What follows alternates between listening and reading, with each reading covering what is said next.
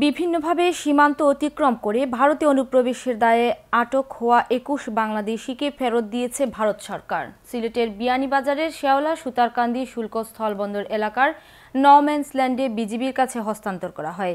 ভারত থেকে ফেরত আসা বাংলাদেশিদের বেশিরভাগই বৃহত্তর সিলেট সহ দেশের বিভিন্ন অঞ্চলের বাসিন্দা বলে জানিয়েছেন বিজিবি। বিস্তারিত এম হাসানুল হক উজ্জ্বলের রিপোর্টে। ভারতের আসাম রাজ্যের করিমগঞ্জ ও ত্রিপুরা রাজ্যের বিভিন্ন সীমান্ত পথে কেউ কাজের সন্ধানে দালালের মাধ্যমে, আবার কেউ ভারতীয় সীমান্তরক্ষী বাহিনী বিএসএফ এর হাতে বিনা অপরাধে আটক হয়ে ভারতের বিভিন্ন জেলে রয়েছেন। তাদের মধ্যে অনেক বাংলাদেশি নাগরিকের সাজার মেয়াদ ৩-৪ বছর আগে শেষ হয়েছে। তারা নানা প্রতিবন্ধকতার কারণে দেশে ফিরতে পারছেন না। গত শনিবার বাংলাদেশের একটি স্বেচ্ছাসেবী সংস্থার সহযোগিতায় বিভিন্ন মেয়াদে সাজাভোগের পর ২১ বাংলাদেশি নাগরিককে বাংলাদেশে ফেরত পাঠায় ভারত সরকার।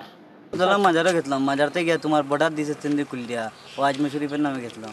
ভারতে ঢুকার বাদে রেল স্টেশন রাখার বাদে 2 বছর সাজা দিয়ে 6 বছর হয়েছে। 2 বছর আমার সাজা হচ্ছে শিলচার কোর্টে, যে 4 বছর জেল হয়েছে। আর কাগজপত্র টাইরখানে অ্যাড্রেস আমরা ছাড়ি তো বারবার ছাড়লে তারা বারবার ছাড়ে কয় তারা আইসে না, আমরা দেশে সমঝেন না। ও ওটা করে করিয়া আছে, আমরা 4 বছর 5 বছর 6 বছর রাখছি।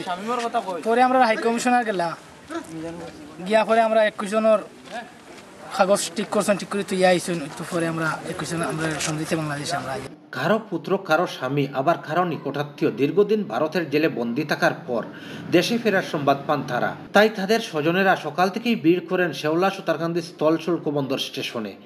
বিকেলে তারা দেশে ফিরলে সেখানে এক আবেগঘন পরিবেশের সৃষ্টি হয়। 3 বছর 7 মাস অতিবাহিত হয়েছে। আমি প্রায় 3-4 বার পাসপোর্টে গেছি, গিয়া কোনো মন্ত্রে বাই আনতে পারছি না। এই এত দিনের পর আসতেছে। বাই যাওয়ার পর মা বাপ সবই মারা গেছে।